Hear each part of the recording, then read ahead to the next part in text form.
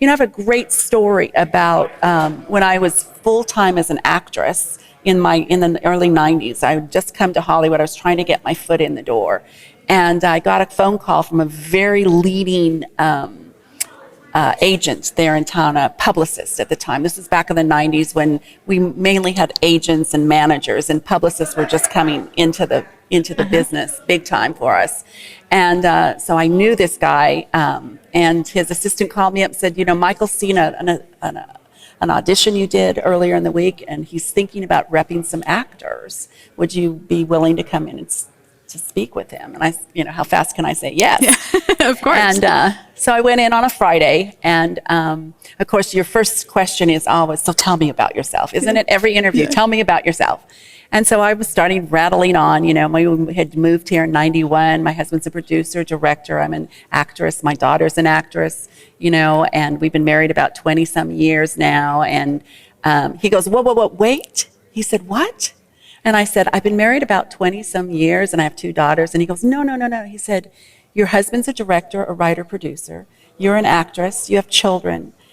You've been married 20 years. He said, I'm about ready to sign my divorce papers for the 3rd time. He said, I've been successful at everything I've wanted to accomplish in life, but I've never been able to be successful at marriage. Wow. How have you done that? So good.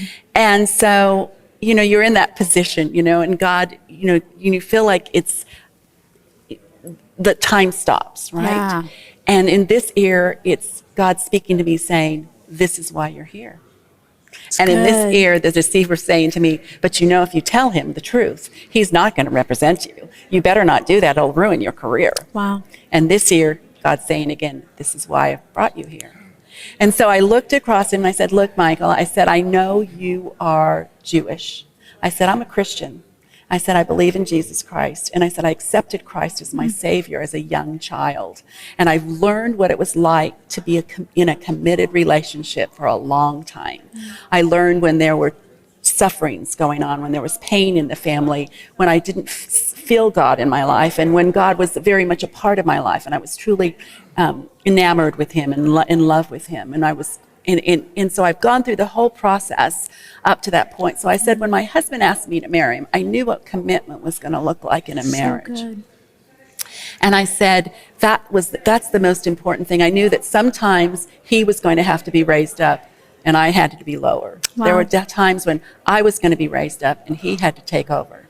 And it's that balance again of what's going on. And I said, I sat there for almost 2 hours then sharing my faith, who I was, all of the part of it.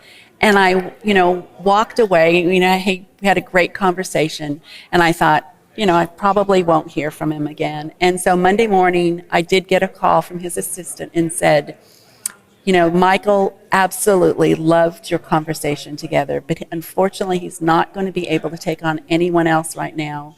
His client, Dodi Fayed, was just killed in the Paris tunnel with Princess Diane, and he is now going to be very full. His schedule's going to be very full. And I thought, at that second, I said, yes, that was why God put me there at that very moment, is to witness to him for no other reason.